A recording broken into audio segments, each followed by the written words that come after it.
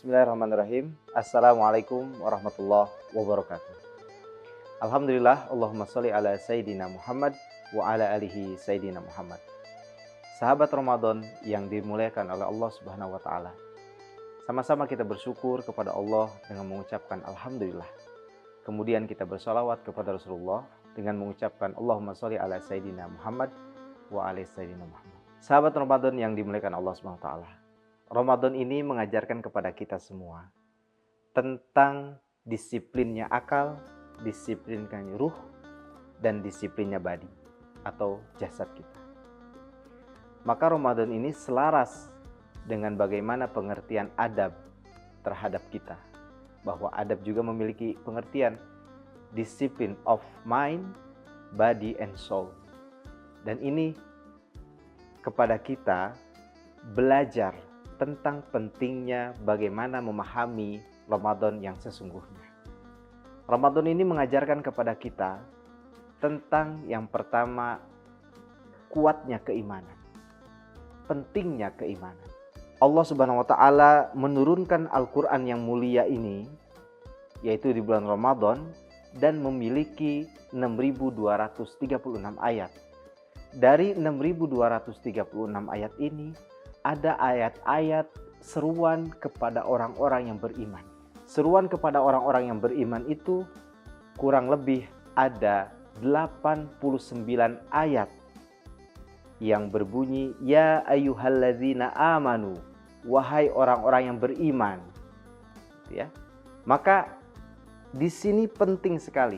Imam Bukhari menjelaskan dalam kitabnya ya, tentang bahwa keimanan tidak hanya dia diucapkan saja, maka keimanan perlu dibuktikan.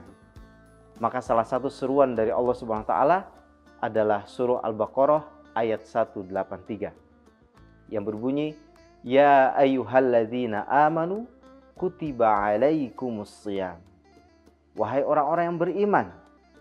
Ya. Kemudian amalnya adalah as-shiyam.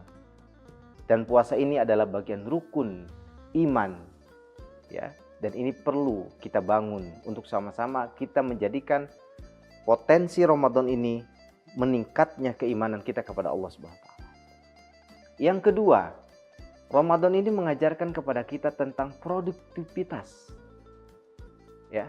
Jadi jangan sampai Ramadan ini menjadikan kita lemah. Ramadan ini menjadikan kita lesu. Ramadan ini tidak memiliki hasrat untuk beramal. Justru Ramadan ini bernilai produktivitas yang tinggi.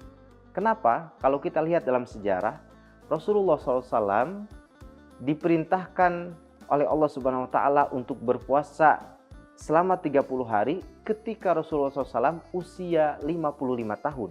Dan berbarengan dengan itu, Allah perintahkan di usia 55 tahun Rasulullah SAW, yaitu untuk berjihad, mengangkat senjata. Artinya, Ramadan ini harusnya menjadikan kepada kita tentang produktivitas. Ya. Ramadan menjadi amal untuk bertambahnya amal kita, ya, amal kebaikan. Sehingga amal kebaikan yang dilakukan bukan hanya dirasakan oleh kita secara individu, tapi dirasakan oleh semuanya. Rasulullah SAW pernah bersabda, khairun nas anfa'hum linnas. Dan yang terakhir, jadikan Ramadan ini sebagai sarana untuk ketahanan keluarga. Ya. Jadikan sarana untuk ketahanan keluarga. Kenapa?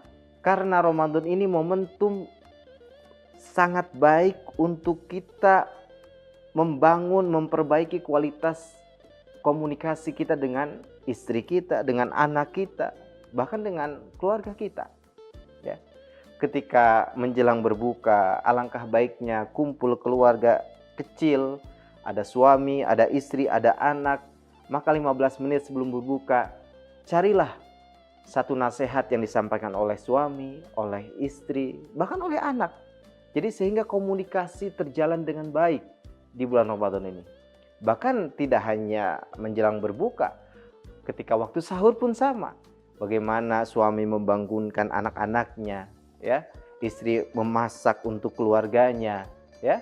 Kemudian keluarga diajak untuk qiyamul lail, maka itu satu ketahanan keluarga utuh untuk memperbaiki kualitas-kualitas dari keluarga. Coba bayangkan, ketika semua keluarga di Ramadan ini memperbaiki hubungannya dengan keluarga dengan baik, maka ini akan berubah menjadi peradaban-peradaban yang baik pula.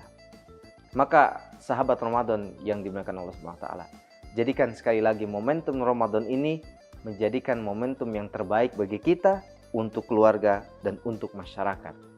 Sehingga kita mendapatkan gelar apa? Goal dari Ramadan, la'allakum tattaqun.